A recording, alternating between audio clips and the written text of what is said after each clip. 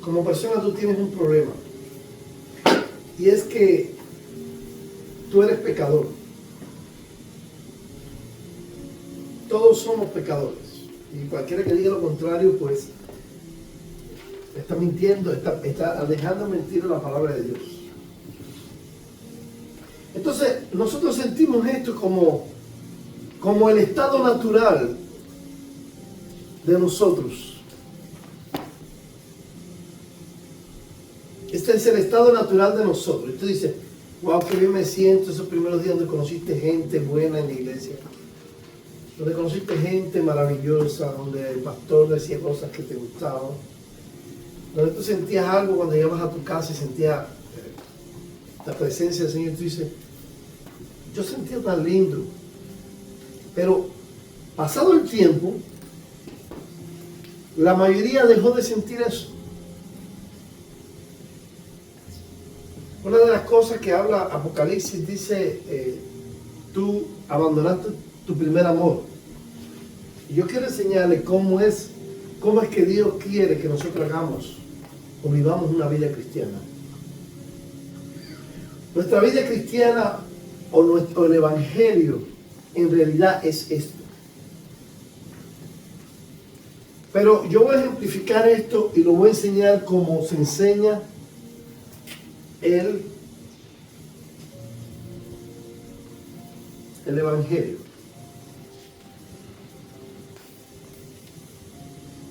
Cuando tú vienes al Señor, tú entras a un lugar llamado Edén. Todos entramos al Edén cuando conocemos al Señor. Por eso es que se siente bien. Por eso es que se siente perfecto. Por eso es que nos gusta tanto. Porque recuerde que en el Edén no había conciencia. Cuando nosotros venimos al Señor, no tenemos conciencia porque ya conocemos de que alguien nos perdonó y que alguien dio su vida por nosotros y que lo que pasó en el pasado fue borrado. Ahora estoy en una nueva vida. Siento ese Edén. Ese Edén está en mí. Ese es el primer amor. El primer amor es el Edén de nosotros.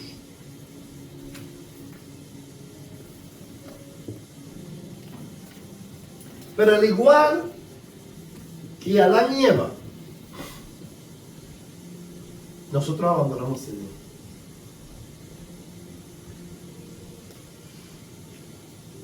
No porque Dios nos saca del Edén, es porque las cosas malas que hacemos nos apartan del Edén. Porque cuando vivimos en esta plenitud de alegría, decimos, está bien, me siento feliz y siento como que puedo tener el mundo, entonces tratamos de llevar esta felicidad al mundo, donde hay trampas y caemos en una trampa. Y una vez que caemos en esa trampa, luego de haber conocido al Señor, entonces viene la salida.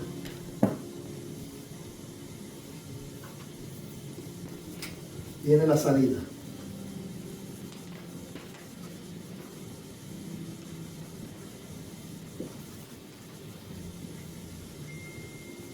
Entonces todos salimos de ese lugar.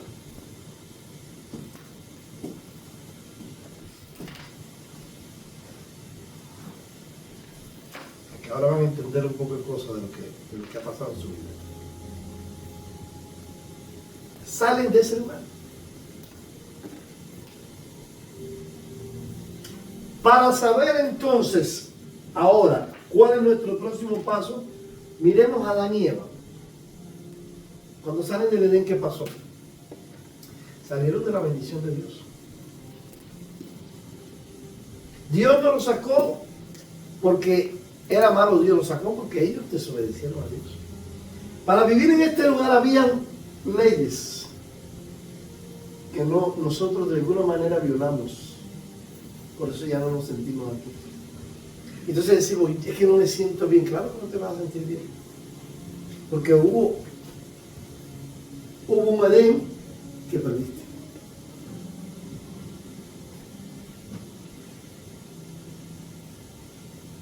si Adán y Eva no hubieran sido expulsados, es decir, si no hubieran cometido el pecado, ellos serían eternos. Ellos Sí, sí. hubieran vivido para siempre. Ujú. Y sus descendencias también. Ujú. Todos. Activamente. Ahora, los tengo aquí porque es importante que ahora ustedes puedan entender que este lugar existió para todos. Pero han pasado los años y no has visto que este lugar es igual. Esa es la primera alegría cuando llegaba un hermano a la iglesia, a la casa. Cuando llegamos a la iglesia, no lo sientes igual. Ahora, ¿cómo podemos hacer algo para tener esto? ¿Adán y Eva regresaron al jardín del Edén? ¿Alguien regresó al jardín del Edén? No. Quiere decir que eso es una sola vez en la vida para todos. Se repite la historia y por mucho que usted le diga a una gente cuando se entrega al Señor, quédate en el jardín del Edén, las mismas amistades, la familia. Porque lo que hizo la serpiente es lo que hace nuestra familia, es lo que hacen nuestras amistades. Pero si cómo hace, ahora andas así de inconsciente, si tú necesitas conocer el mundo. Ahora que eres feliz, necesitas conocer el mundo. Entonces salimos del huerto, del primer amor que Dios había preparado para nosotros, había diseñado para nosotros. ¿Cuál es el secreto? El secreto es que después que ellos salen del huerto de Edén, Adán y Eva, Dios siempre siguió pensando en ellos. Pero ellos tuvieron que aprender a servir a Dios ya no desde la comodidad de un huerto, sino desde el sacrificio personal. Es por eso que cuando la gente pasa el tiempo se apartan y se van del Evangelio. Porque no entienden que esto es lo que sucedió a todos que pasa. Porque todos hemos pecado. Todos, y llegamos aquí y salimos de aquí. Pero ahora la historia continúa. Porque no se acabó aquí todo. ¿Por qué les enseño todo esto? Para que no vuelvan a recordar más el día que se convirtieron y cómo fue las cosas y todo lo que pasó. Porque no van a regresar ahí. El propósito de Dios es otro. Porque ya el primer propósito, Él te hizo sentir. Eso que tú sentiste cuando te convertiste al Señor, ¿sabes cuándo lo vas a sentir de nuevo? Cuando estés en la presencia del Señor. ¿Será bonito estar en la presencia del Señor ahora? Ahora entiende por qué tenemos que luchar para regresar a ese lugar. Ahora nos toca pelear la batalla para poder llegar a ese lugar. La aflicción, el dolor que nos produce el haber salido del Edén es lo que estamos pasando ahora. ¿Y por qué te mantienes en el Evangelio? ¿Por qué te mantienes buscando al Señor? Igual que se mantuvieron los hombres de Dios a pesar de todo. Porque Adán y Eva se mantuvieron queriendo agradar a Dios. Después vino Set, después vino Noé, después Abraham, después Moisés, después David. Todos hicieron lo posible y lo imposible por acercarse al Señor. Todos tenían los mismos problemas que nosotros y aún peores. Pero entendieron este principio. Se lo pongo más a prueba aquí. Nos vamos con Sansón. Sansón tenía toda la fuerza del mundo. Cuando él usaba su fuerza, Sansón derrotaba y hacía de todo. Una vez que fue cortado su cabello, cambió todo. Salió del Edén. Saúl era conocido como un rey grande y poderoso. Hasta el día que no quiso obedecer a Dios. Salió del Edén.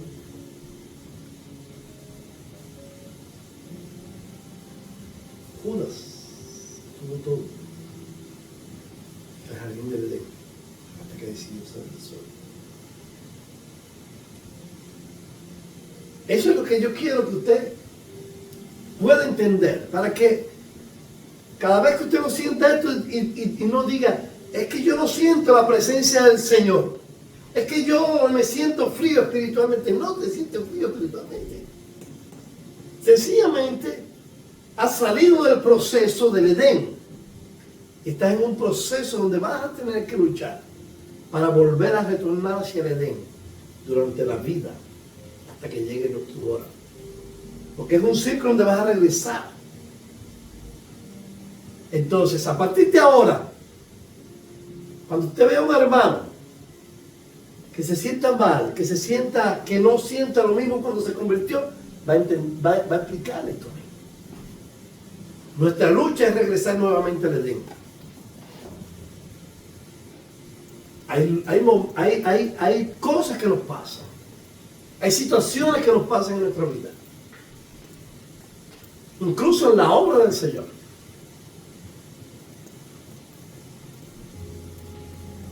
¿Qué cosa es el enfriamiento espiritual? Lo que la gente llama enfriamiento espiritual. Que él tira un cubo de agua fría. Imagínense qué sinsentido es que si a mí me dicen que no tome el pandero de aquí y yo tomo el pandero, ahora ya yo voy a morir, como decía Jesús. Ahora ya no voy a estar en el lugar. Por esto nada más es Dios, por esto. Pero Adán y Eva no sabían es decir, las consecuencias de lo que hicieron. No, él no sabía, igual que nosotros. Por eso. Lo que pasa es que cuando desobedecemos, las atraemos. Sí, claro, pero digo que si ellos quizá Dios le hubiera dicho, si toman el fruto, van a morir o los voy a expulsar, a lo mejor no lo hubiesen. Es que lo que pasa es eso mismo en la Escritura. Cuando la Escritura te dice, no hagas esto. Él se los dijo. Él le dijo, no hagas esto. Pero no les dijo las consecuencias. Las consecuencias no se las especificó, pero cuando Dios te dice algo, Dios te dice, no hagas esto. Y nosotros nos ponemos a neciar, como dicen allá en Honduras. Seguro, ¿Cómo? seguro. Y a decir, no, pero fíjate que yo. No, pero fíjate que yo. No, pero mira, yo no entiendo esto. Pero mira, yo no entiendo por qué tiene que ser así. Porque cuando te pones a neciar, empiezas a cuestionar por qué Dios te está diciendo que no hagas algo. Eventualmente vas a terminarlo haciendo y vas a traer las consecuencias. Y lo más lindo es que la persona que es necia no le gusta asumir las consecuencias. Le cuesta trabajo asumir las consecuencias. ¿Por qué? Porque Dios le dijo, no hagas esto, no lo hagas. Lo mismo pasó con Saúl, porque a Saúl Dios le dio un mandato, que matara a todos los amalecitas, pero no le especificó las consecuencias de su desobediencia. Él era un rey y no jamás pensó que al no hacer lo que Dios le dio, le costaría perder el reinado, la vida y que la gracia se apartara de él. Nunca se le dijo eso. Nunca se le dijo a Moisés que si él golpeaba la roca, no iba a ver la tierra prometida. Nunca a nadie se le dice la consecuencia. Porque el Señor no quiere que tú hagas las cosas para evitar consecuencias. Quiere que tú hagas las cosas porque lo ama. Por ejemplo, cuando una mujer está casada con un hombre y sabe que el hombre se enoja por una razón, porque ella no tiene la casa arreglada, si ella realmente ama al hombre, la va a tener arreglada para evitar la contienda con ese hombre. Si nosotros tenemos a Dios con nosotros y realmente amamos a Dios, no queremos que Él se enoje con nosotros, no queremos que Él hacer algo que afecte, porque te cuento algo. Las consecuencias de nuestros actos afectan primeramente a nosotros, pero después también afectan a Dios. Porque cuando tú ibas en un camino y ahí hay un acto del cual tú cambiaste, entonces tú retrocedes. Al retroceder, Dios tiene que volver contigo a volver a ayudarte a salir para allá, ayudarte a salir de las consecuencias, ayudarte a levantarte y ayudarte a seguir. Es así como funciona. Cuando nosotros, Dios nos ha dado a nosotros una dirección en la vida y hemos decidido irnos por esa dirección, nosotros vamos caminando. Pero el acto de desobedecer va a traer una consecuencia. Hay consecuencias, no es la misma consecuencia para un solo acto. Esa es una respuesta que creo que podía ayudarte. No es lo mismo, por ejemplo, un pecado mío que un pecado tuyo. Para Dios los dos pecados son iguales, pero las consecuencias de uno y las del otro son diferentes. Adán y Eva tuvieron un pecado, tomaron la fruta prohibida, mas sin embargo, la que más arrastró consecuencias fue la mujer, porque fue la promotora del pecado, aunque el hombre también fue sentenciado, pero menos con respecto a la mujer. Una frase que vi hace poco por ahí, incluso la publiqué hace unos días en mi estado, que dice: si yo voy con Dios, Él paga el paseo, pero si yo me salgo de lo que Él quiere para mí, yo pago las consecuencias. Tú lo pagas. Sí, claro. Si Él va conmigo, Él paga la cuenta. Si Y yo si voy no, sola, tú yo no pago la las pagas. consecuencias. Por la desobediencia. Ese. Ahora sí, yo creo que todos vamos entendiendo un poco el Evangelio, ¿verdad? Para que no vuelva a pensar de que en su vida nunca nadie, ni aun los cristianos más viejos del mundo, han logrado tener este tiempo expuesto afuera. La buena noticia es que cuando ellos salen del Edén, ellos salen de dentro del Edén, pero cuando conocen a Cristo, cuando Cristo muere, el Edén entra en nosotros. El estar el Edén dentro de nosotros es diferente a nosotros estar dentro del Edén. No es lo mismo que yo esté dentro del Edén a que el Edén esté dentro de mí. ¿Entienden lo que les estoy hablando? ¿Lo pueden entender? Ok, voy a tratar de ser un poco más explícito.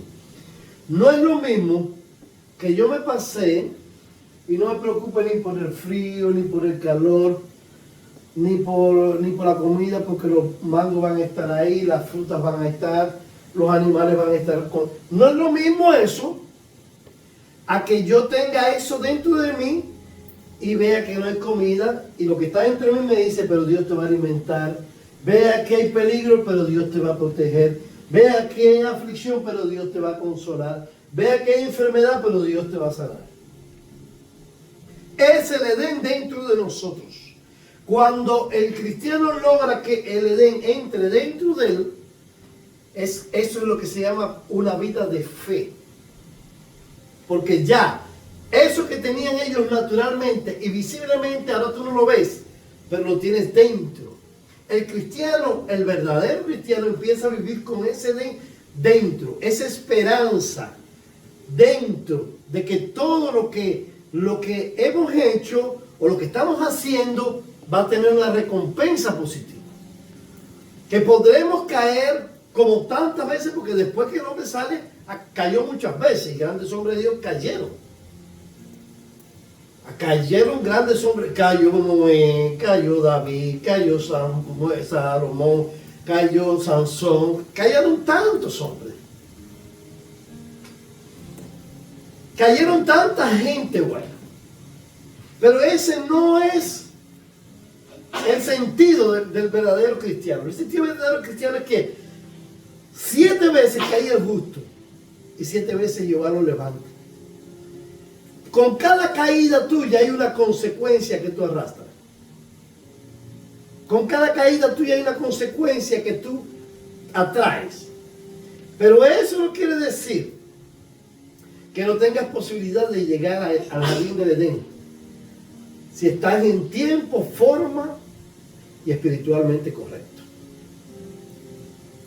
Ahora entienden por qué sentimos tanto peso cuando servimos al Señor? No lo sentimos ya como no lo sentimos como lo hacíamos antes, cuando sentimos ese primer amor. Lo sentimos ahora porque ese Edén ahora ha pasado a nosotros. ¿Por qué? Porque usted sigue en el Señor.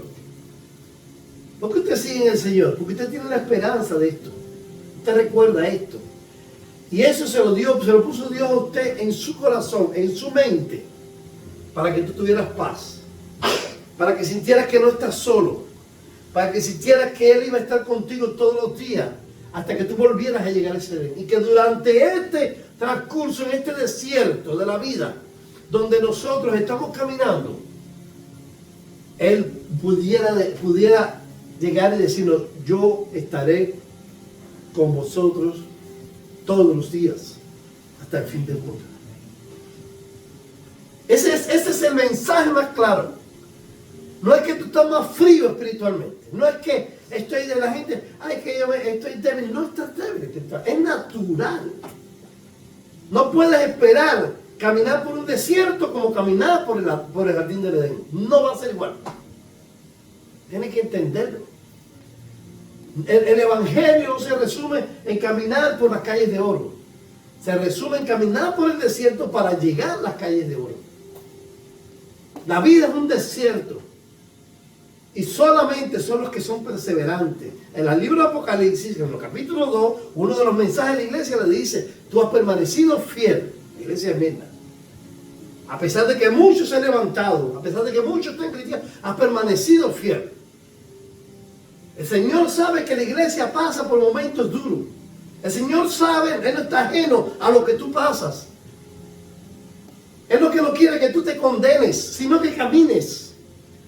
Él no quiere que la gente que haya un lugar en ti, porque tú fallaste a Dios en un momento determinado. Él no le interesa que tú camines. Dile a mi pueblo que marche.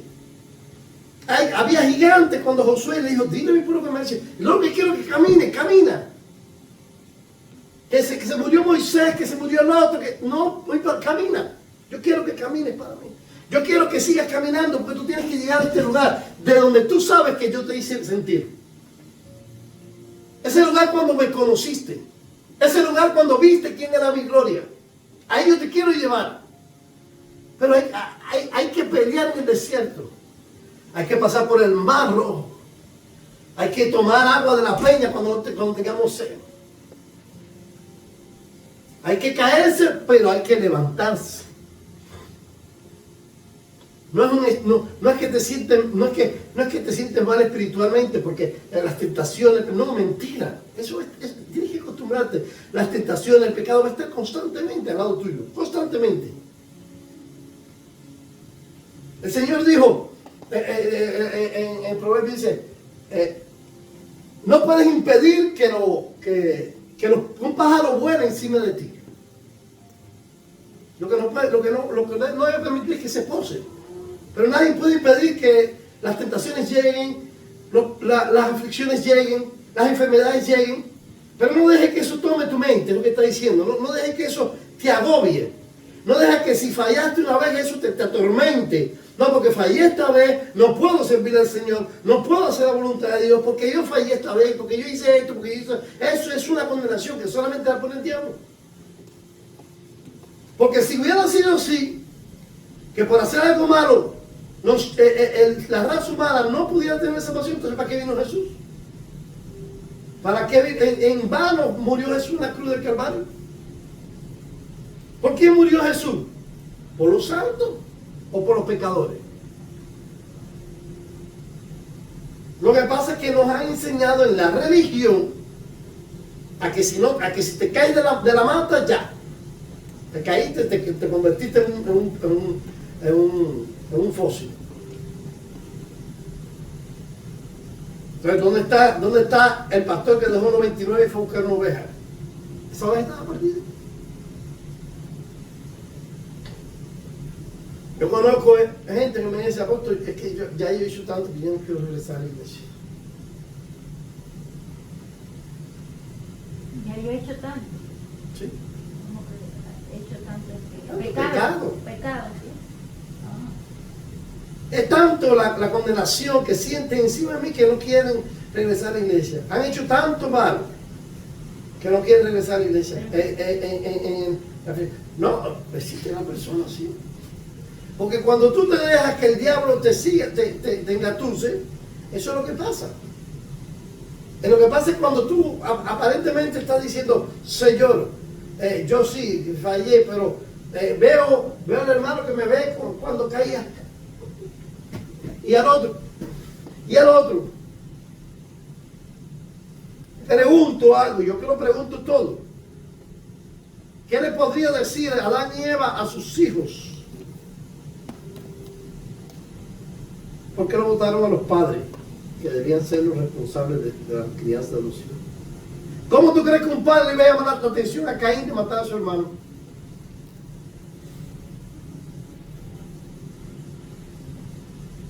La Biblia está llena de códigos. La palabra de Dios está llena de códigos y tienes que entenderlos. No puedes estar jugando a la religión, porque no vas a sobrevivir en el Evangelio. No vas a poder sobrevivir. Si no entiendes que tienes que caminar un desierto, si no entiendes que muchas veces vas a estar en tierra de esclavitud,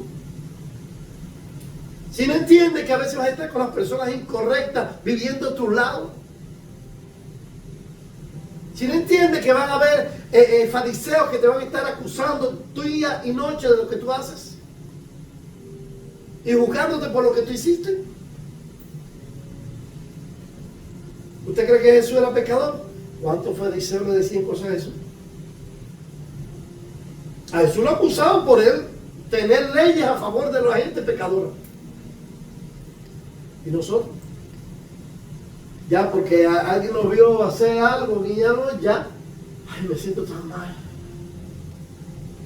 Dios no vino a condenar el mundo. Dios vino malo. Por eso es que tanta gente ha muerto en el cuerpo de Cristo. Gente valiosa. La mayoría de la gente que yo he perdido en esta iglesia, que he tenido que expulsar de esta iglesia, han sido por religión. Porque la religión nos consume tanto que les parece difícil vivir en libertad. Piensa que la libertad es un pecado. La religión cree que la libertad es un pecado. No, es que ese apóstol no disciplina a nadie, y mira cómo fulano hace esto, y no le dice nada, y mira cómo el otro hace esto, y no le dice nada. Y mira la viga del ojo aquel, y no le dice nada.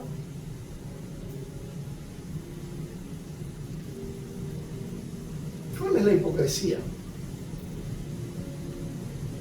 El problema no es la religión hipócrita, el problema somos nosotros que seguimos escuchando a la gente religiosa hipócrita.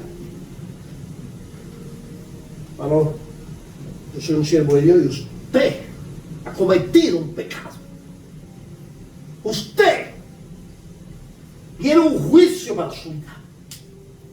Porque usted,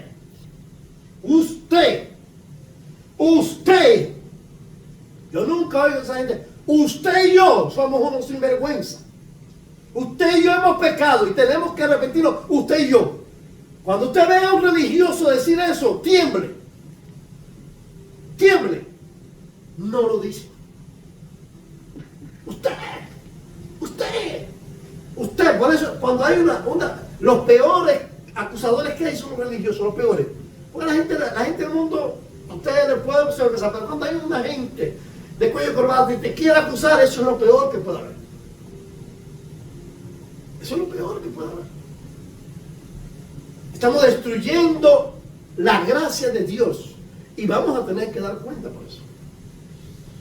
Pero si usted se deja embaucar o engañar por lo que la gente dice y sigue con esa condenación, no que yo hice esto, no que yo hice esto, que yo hice esto, y ya no voy a hacer esto, porque me siento mal, vas a terminar enfermándote, vas a terminar alejándote del Señor. Y vas a terminar perdiendo la oportunidad de regresar al jardín del Edén. Hay mucha gente en la calle esperando regresar al jardín del Edén. Porque una vez conocieron al Señor en el jardín del Edén y piensan que si eso no los... Usted no es la gente que brinca de iglesia en iglesia. Esos son la gente que anda buscando jardines del Edén. Y cuando van a otra tribu, les van palos. Y a otra tribu, palos. Si tú eres de la tribu de Leví, que tú vas siguiendo a la tribu de Rubén, que tú vas siguiendo a la tribu de Neftalí, no son tus tribus, tú tienes que ir a la tribu de Leví. No, pero es que la tribu de Leví ya me sacaron del jardín del Edén. No vas a poder. Si no entiendes el Evangelio, cómo funciona, que la lucha tuya por llegar al jardín del Edén nuevamente, entonces tú no vas a poder estar en ninguna tribu, en ninguna iglesia feliz. Y esa palabra se la dije en una ocasión a un tiempo atrás, cuando ya yo había sacado a Pati, se lo dije, le dije, yo quisiera regresar a su iglesia, porque es que en su iglesia, en otra iglesia no he sentido, y ella no estaba comiendo para otra iglesia, no he sentido lo mismo que en su iglesia. Le dije, ese es el problema tuyo, papá. Que tú andas buscando dónde vas a sentir algo parecido a lo que sentiste en mi iglesia. Tú no tienes que buscar un lugar para buscar algo que sea mejor o que se parezca a lo que tú sentiste en este lugar. Tú tienes que buscar un lugar que tú realmente entiendas cuál es tu posición. ¿Dónde tú estás? Yo salí del huerto de Edén, pero ahora Dios me dio una armadura. Yo soy un soldado. Ahora Dios me dio un lugar de estar. Yo estoy donde estoy yo. Estoy aquí en esta línea de batalla. ¿Dan tiro? Sí, dan muchos tiros. ¿Duelen? Claro que duelen. Pero aquí Dios me dejó. Aquí Dios me dejó. Ay, no, es que yo no siento el jardín de... ¿Cómo vas a sentir el jardín de Edén si te dieron un lugar donde tienes que preparar y ¿para qué te dio armas en Efesios? ¿Para qué? ¿Para qué te mandó un casco, un escudo, una espada? ¿Para qué? Si vas a estar en el jardín de Edén paseando mariposas y cocodrilos. ¿Por cómo? ¿Cómo? La gente no sé cuándo vamos a entender y madurar en esta área. Es así como funciona el Evangelio. Ok, recibimos algo del Señor y nosotros vamos a ayudar a que otras personas entren. Mire la función de cuando nosotros hablamos del Señor a una persona. Usted ayuda a que esa persona entre en ese jardín. Por eso es importante que cuando una persona se entrega al Señor no lo deje solo, porque se sale del jardín muy rápido. Ayúdalo a que se mantenga en el jardín durante mucho tiempo. Eso va a contar para usted. Ahora, hay un caminar aquí cuando salimos del Edén. Hasta retornar al Edén. Miren qué interesante.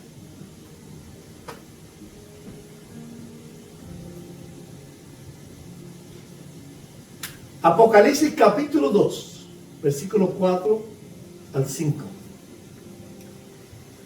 Dice, has dejado, póngalo por ahí y escríbelo. Escríbelo solamente, Apocalipsis 2, 4 al 5, yo le voy dando la cita. Has dejado tu primer amor. 2 del 4 al 5. Has dejado tu primer amor.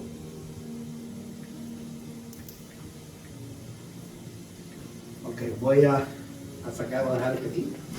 Quiero seguir con esta partecita.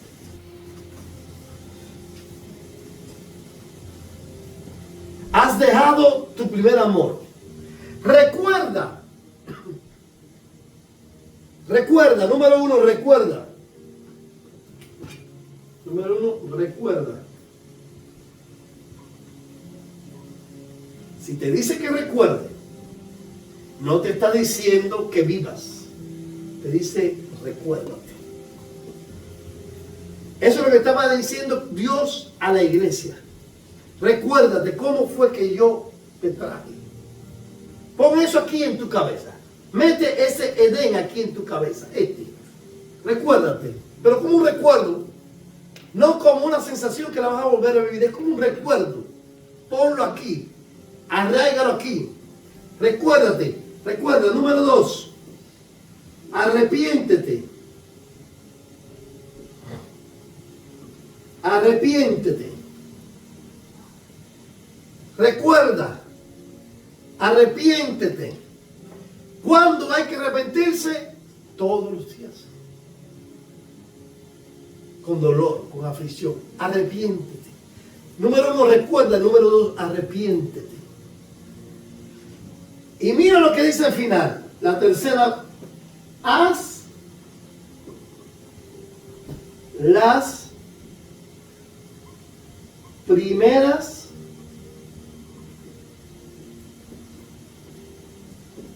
mira esto que interesante, ¿eh? Vamos a poner bien grande.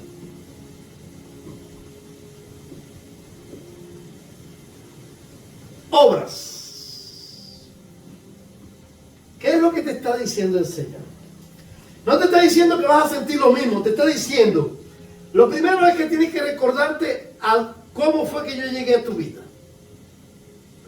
Hoy esta palabra Dios me la dio para ustedes. Recuérdate ese primer momento donde Dios llegó a tu vida. Número 2, arrepiéntete. Todos los días arrepiéntete de todo lo malo que tú hagas diariamente. Y número 3, haz las primeras obras. ¿Qué es lo que serían las primeras obras? A ver, Adonai.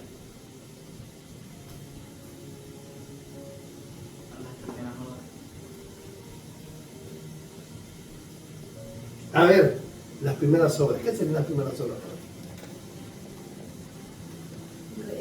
Orar. ¿Qué serían las primeras obras para ti? ¿Qué serían las primeras obras para ti? La obediencia. ¿Qué serían las primeras obras para ti? Las primeras obras sería obedecer los mandamientos. ¿Qué serían las primeras obras para ti? ¿Qué sería Jessy las primeras obras para ti? No pasear por las aguas.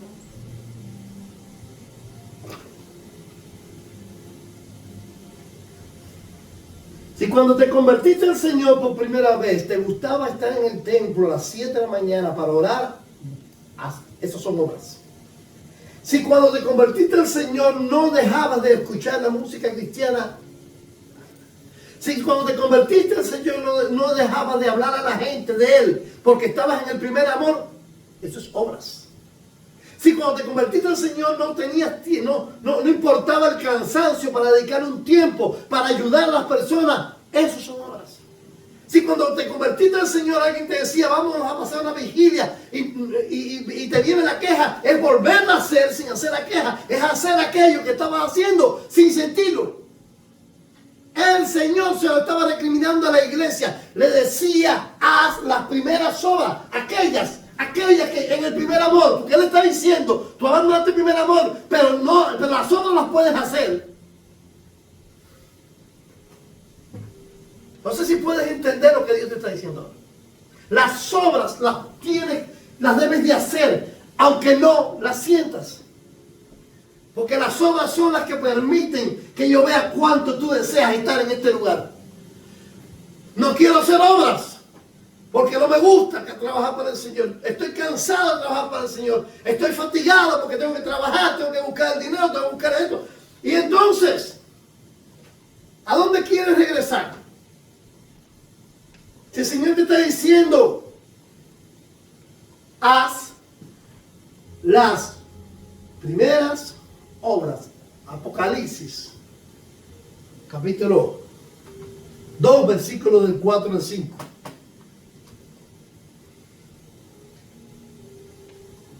Has dejado tu primer amor. Ya. Eso lo sabemos porque ya lo aprendimos. Ahora, recuérdate. Arrepiéntete y haz las primeras obras. No importa si cometiste un pecado, haz las primeras obras. No es que no siento hacer, a Dios no le importa, haz las obras. Recuérdate cómo yo hacía, cómo fue que yo conocí al Señor, qué yo hacía cuando conocí al Señor, cómo actuaba. ¿Cuánto me he sacrificado por la obra de Dios? Por eso usted ve que hay gente que dice, wow, qué clase cristiano. No, es que esta persona se recuerda de lo que Dios hizo y se recuerda con lo que él hacía. Y esas cosas que él hacía, Isaías dice, para regresar a las sendas antiguas y allí recordar el camino. Lo que decía Isaías, lo que tú hacías, hay que volverlo a hacer. Hay que volver a hablar, hay que volver a decir, hay que volver a moverse. Recuerda, ¿qué sucedió? ¿Cuál fue tu experiencia? ¿Cuál?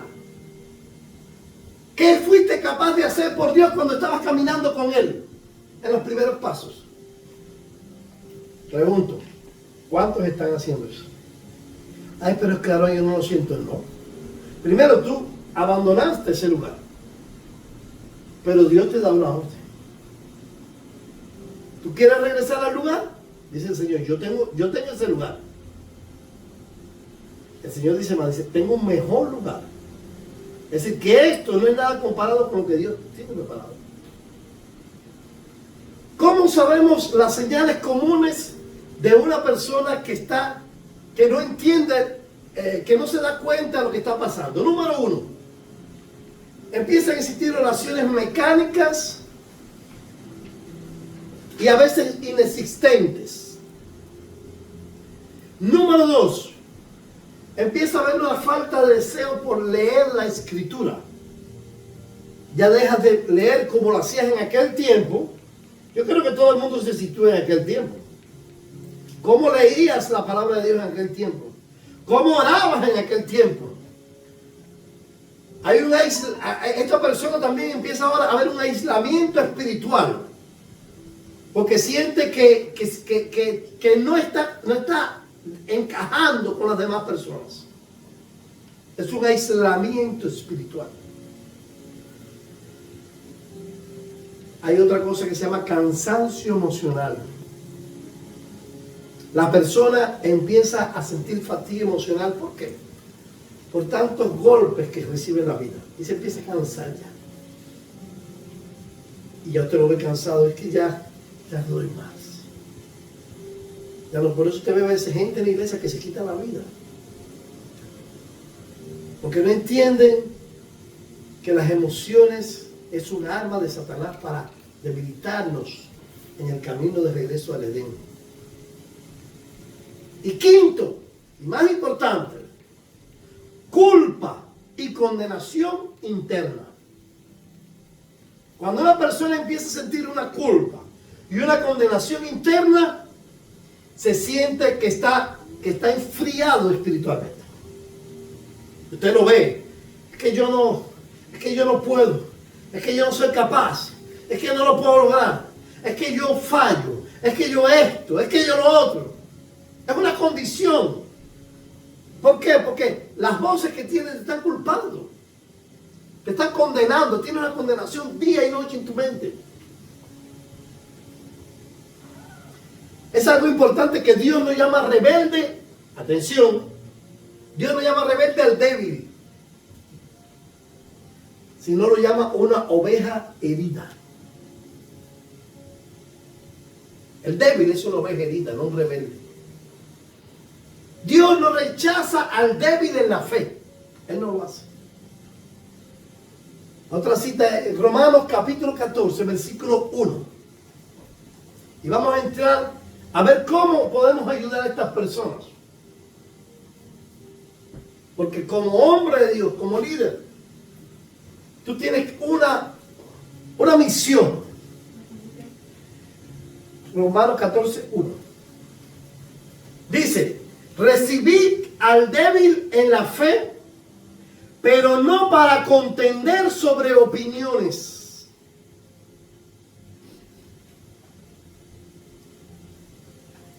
¿Qué quiere decir esto? A veces nos preocupamos tanto por enseñarle a alguien que está equivocado que perdemos a esa persona. Tenemos que recibirlo, pero no contender con opiniones que tiene esa persona con respecto al evangelio. Hay gente que es tan débil y tú dices, ¿cómo te ayudo? Yo he tenido gente que ahí se han sentado, gente que ni conocen a veces, que no conocen la Biblia. Y como alguien le dijo en el oído, no, tienes que ver porque lo que enseña el apóstol, que no es correcto, que esto y lo otro. Pero esa persona no sabe nada de la Biblia. Entonces viene y dice a la persona, no, yo estoy mirando a ver lo que se enseña en la iglesia para ver si, ¿cómo dice? Si yo voy a seguir ahí. Entonces, viven buscando cuál es el error del apóstol, cuál es el error de la interpretación bíblica, cuál es. Entonces, esa persona está débil. Entonces, yo me siento con esa persona y yo le trato de explicar con amor. Pero si la persona contiende, pues yo lo dejo libre. Le digo, vamos a orar al Señor. Yo no, quizás no te puedo convencer ahora, pero en algún momento el Espíritu Santo va a poderte ayudar. Esa persona la he ganado por el Señor. Porque hay personas que les gusta contender. Les encanta contender. Contender de la palabra, contender de la interpretación bíblica. Gente que ha leído la Biblia. Conoce la Biblia, la han leído varias veces. Pero la Biblia es un misterio. Ahorita yo ayer también casualmente venía conversando con Sabri, le decía, todo el mundo cree que el problema de Job fue porque la conversación que tuvo Satanás con el diablo, con Dios en el cielo, y que producto de eso Job pasó toda la aflicción que pasó. Pero la única manera que Satanás podía preguntarle o tomar o pedirle permiso a Dios para afectar a Job era que Job había abierto una puerta. Cuando Job abrió una puerta, Satanás se metió. Y se lo voy a demostrar rapidito. Cuando Job le dice que oraba para que sus hijos, por si sus hijos habían cometido algún pecado, que se les fuera perdonado. ¿Recuerdan esa parte? Que él hacía sacrificio en su casa y ofrecía sacrificio por sus hijos, por si sus hijos habían pecado, que también recibieran perdón. Sin saberlo, Job, esta era una puerta. Porque Dios no quería que él ofreciera sacrificios por los hijos.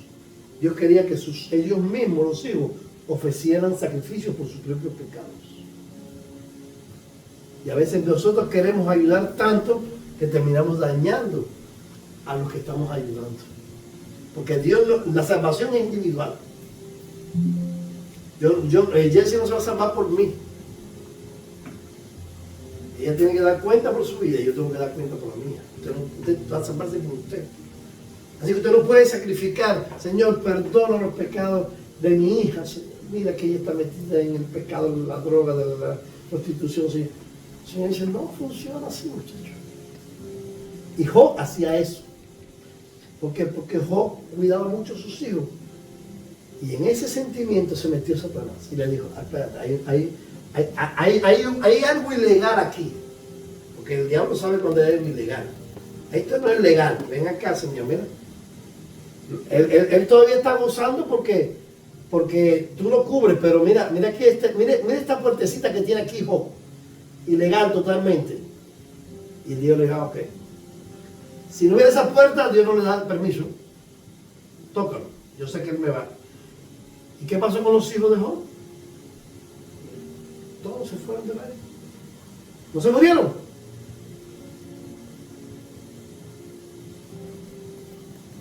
La Biblia no la podemos aprender como nos la enseñaron. Para eso está escrita, para que la estudiemos, para que la analicemos. Porque ahorita todo el mundo cayó una desgracia. Ay, cayó una desgracia, yo soy como Job. No. Hay una puerta que abrió Job. Cuando nosotros caemos, también hay una puerta. Voy a hacer.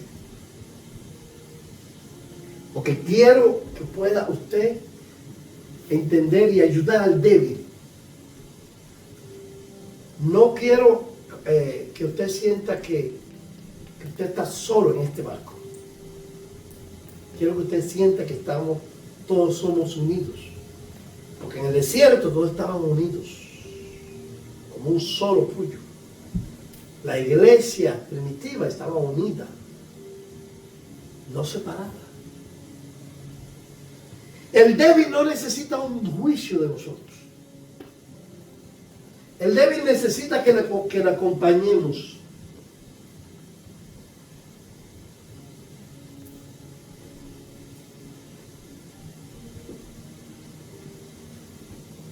El débil necesita que le restauremos.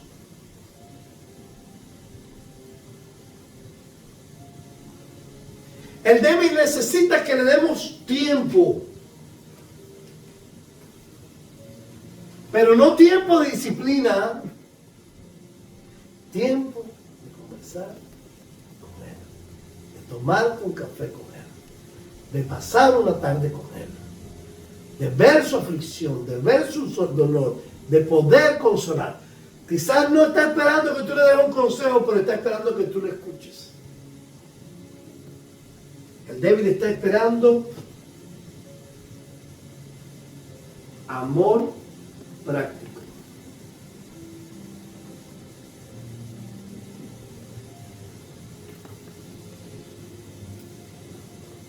La iglesia no es un tribunal. Aprenda eso.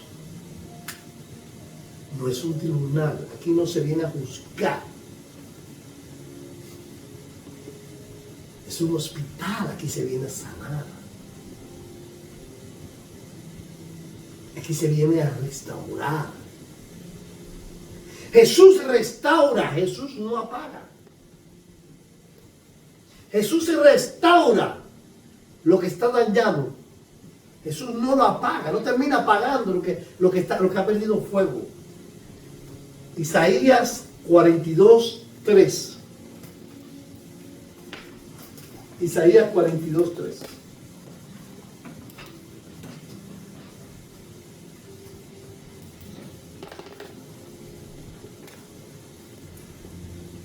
Bueno, la palabrita aquí tiene.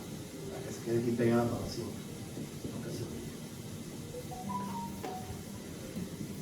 Isaías 42:3 dice: no quebrará la caña cascada, es decir, la que salió la cascarilla, esa, la cáscara, ni apagará el pábilo que humea, perdón. Es decir, aunque solo quede una chispa en ese hermano, en esa hermana, para Dios y para nosotros eso tiene que ser suficiente. Por eso cuando usted ve a un hermano así chico parado y que está callado y usted lo ve y dice: yo creo que al hermano le pasa algo, acérquese. Esto es el Evangelio. Porque está aquí. Está apagado, pero está aquí. Él quiere que algo cambie en su vida. Él quiere que algo suceda. Tú dices: pero yo tengo tantos problemas, pero es que tú no quieres regresar aquí. Hay que hacer ¿qué? Las primeras obras.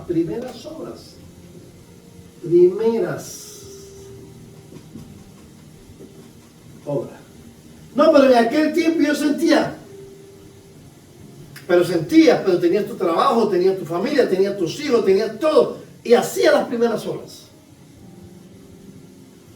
Para eso Dios te da esta experiencia sobrenatural, para que lo sigas haciendo. Jesús no exige una perfección de nosotros, ni de esa persona. Jesús no va a acelerar el proceso, tú no vas a pasar al jardín de Edén rápido, va a haber un proceso. Y las personas que están tampoco van a pasar un proceso. Y mucho menos Jesús va a avergonzar a aquel que se ha cansado. Nosotros no tenemos que estar avergonzando al que está cansado, tenemos que animarlo. Aún una fe débil, si está en Cristo, sigue siendo una fe. Una fe débil, si está en Cristo, sigue siendo una fe. Ahora voy a las causas fundamentales por las cuales las personas empiezan a enfriarse. Es decir, van en el camino, pero se empiezan a enfriar. Proverbios capítulo 13, versículo 12. Proverbios 13, 12.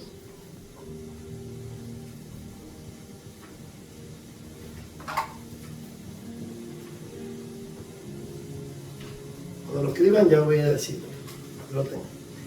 Dice, la esperanza que se demora es tormento del corazón. Lo vuelvo a repetir. La esperanza que se demora es tormento del corazón. Esto es lo que pasa. Como demora en llegar esta esperanza, nuestro corazón se atormenta.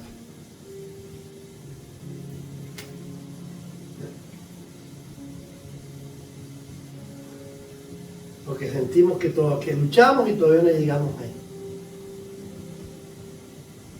Una de las causas fundamentales, entre una de las causas hay, número 1, cuando hay oraciones que hemos hecho que no han sido respondidas.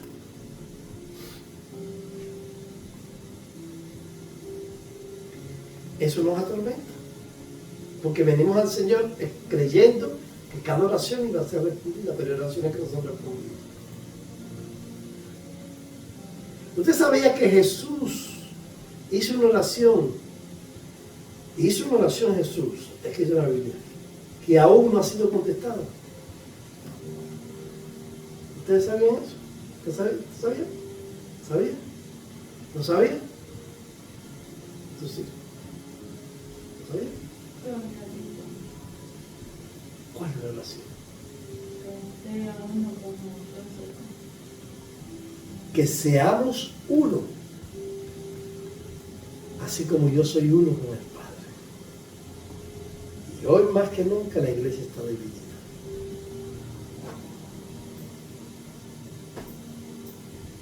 Y lo oró Jesús.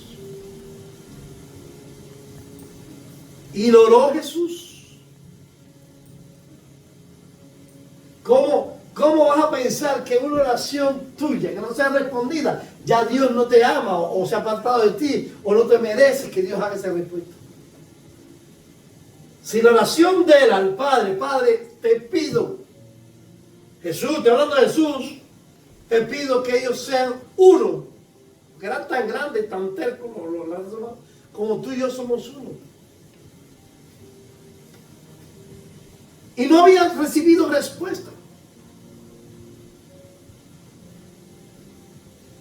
Número 2, desilusiones con personas.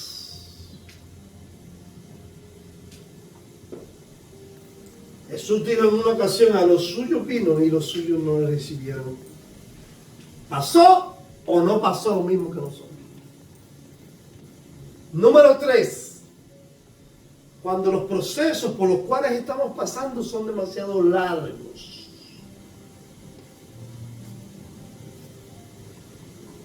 ¿Recuerdan cuando estaba Jesús en Getsemaní? Era tan alta la aflicción que lloraba. Sus lágrimas eran como gotas, su sudor como gotas de sangre.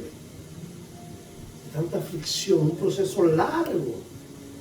Sabiendo que ya llegaba la hora y estaba solo. Porque los procesos, cuando son largos, por lo general no tenemos quien esté con nosotros.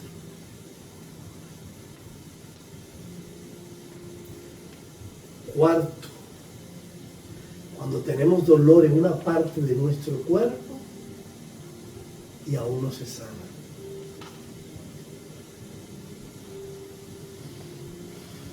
¿Lo están escribiendo ustedes? Son elementos.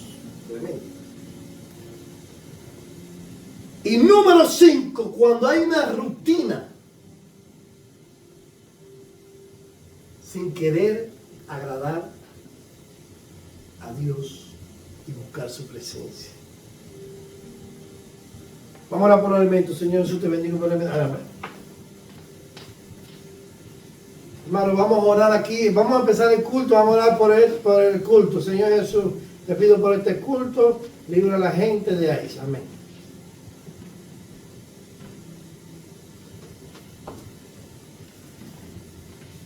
Cuando la gente escucha una oración de rutina, sin querer agradar, sin querer sentirse en su presencia, la gente dice, ¿de qué vine? ¿Para qué busqué un carro, me levanté y vine? ¿Para qué? Si no puedes orar con vehemencia o con amor en la obra del Señor, aunque sea para recoger las ofrendas. Muchas veces no es falta de fe lo que pasa. ¿Sabe lo que es? Fatiga en el alma. Hay fatiga.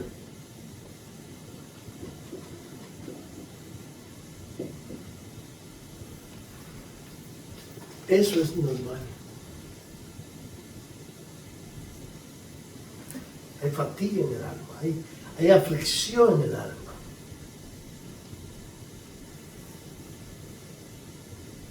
¿Cómo debe de ser el proceso para restaurar a estas personas?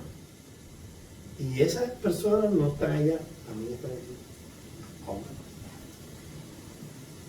Y van a verme cuando este video les llegue. Salmo 23, 3. Salmo 23, 3. Confortará mi alma cuando haya fatiga. Confortará mi alma. La restauración espiritual sucede cuando, número uno, voy a empezar porque ya va a haber restauración aquí. Lo primero que va a haber es el primer paso de una persona para restaurarse es reconocer su condición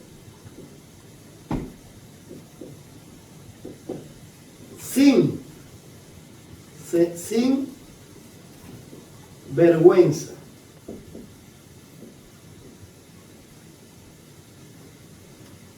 ¿Es así?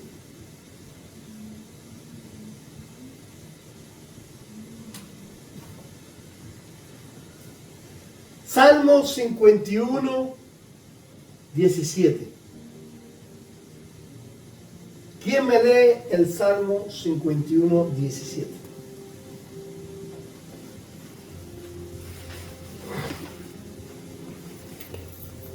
Los sacrificios de Dios son el espíritu quebrantado. Al corazón contrito y humillado no despreciarás tú, oh Dios. Se regresa a la presencia de Dios aunque uno sea débil. No te quedas en la casa.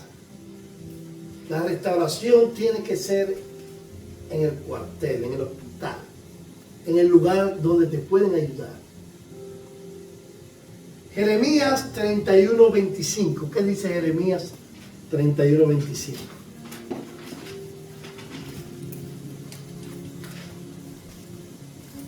Porque satisfaré el alma cansada y saciaré a todo alma entristecida. Satisfaciré a toda alma cansada y saciaré a toda alma y saciaré a toda alma entristecida.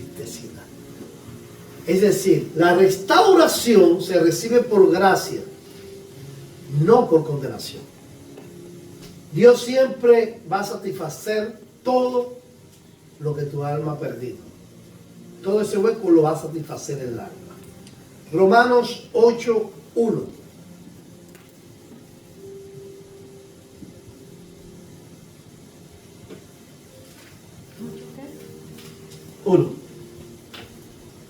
¿Qué dice? Ahora pues ninguna condenación hay para los que están en Cristo Jesús, los que no andan conforme a la carne, sino conforme al Espíritu. No se recibe por condenación. Se camina acompañado. La restauración es caminar acompañado. ¿Qué dice Eclesiastés 4 del 9 al 10? Eclesiastés 4, 9 al 10. Miren lo que dice, qué lindo lo que dice acá Eclesiastés. capítulo 4, versículos 9 al 10. Mejores son dos que uno, porque tiene mejor pagar de su trabajo. Porque si cayeren, el uno levantará a su compañero. Pero hay del solo, que cuando cayere, no habrá segundo que lo levante. Es decir, si estás solo en tu casa, si estás solo en tu vida, y no estás con nadie acompañado, la próxima vez que caigas no te vas a poder levantar. Porque primero te caíste y dejaste venir a la iglesia y te quedaste en la casa y después te caíste, pero ya estás solo allí. ¿Ya quién te va a ayudar a levantar? Porque mientras viniste acá, se te pudo ayudar a levantar, pero una vez que ya no estás acá, ya se perdiste. ¿Cuál es la responsabilidad que nosotros tenemos en la fe? Gálatas 6, del 1 al 2. Y esto va para que no permitan nunca que nadie los acuse, nadie los condene. Y ayuden a que nadie pueda condenar a los que ustedes están aconsejando. Que nadie los juzgue. Dice, restaurarle con espíritu de mansedumbre. Y quiero decirte que restaurar no es exponer. Restaurar no es compararlo con otra persona o con algo malo o bueno. Restaurar no es presionar a la gente. Restaurar es caminar juntos. Cubrir con amor la falta. Y levantar a la otra persona con la verdad. Hay una promesa que está escondida en la palabra para todo aquel que se enfrió. Y está escondida en Isaías, capítulo 40, versículo 29 al 31. Isaías, capítulo 40, versículo del 29 al 31. ¿Sabe la promesa que dice? El de esfuerzo alcanzado. Dios no desecha al que se enfrió. Dios revive al que vuelve. Dios restaura al que se rinde. Así que si hoy te sientes débil, no estás perdido. No se acabó todo para ti. No estás descartado. No llegaste tarde. Dice el Salmo 126, 5. Los que sembraron con lágrimas, con regocijo segarán. Dios no ha terminado el proceso para volver al Edén. Apenas te está puliendo. Apenas te está formando. Para cuando tú llegue el momento, poder revivir ese primer amor. Ese lugar o ese pedacito de cielo que pudiste vivir. Allí. Vas a llegar. Pero no puedes llegar como saliste. Porque ya no vas a volver a salir más. Ahora vas a llegar perfecto. Así que hoy quiero hacer una oración por todos. Cierra tus ojos.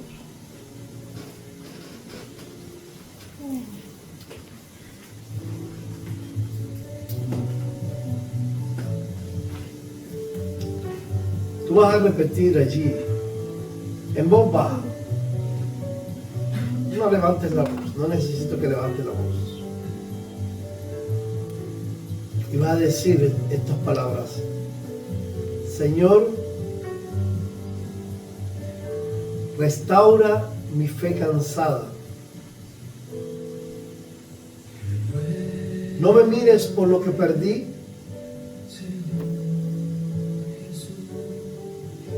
sino por lo que aún me queda. Sopla sobre las brasas de este corazón que te ama y vuelve a encender lo que el dolor apagó. En el nombre de Jesús.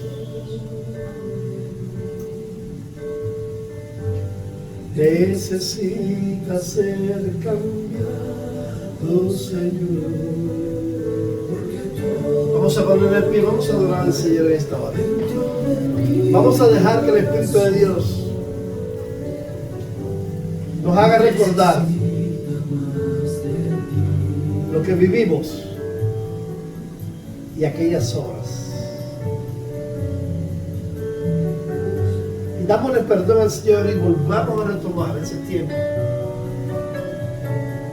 y esa esperanza. ¿Hacia dónde vamos?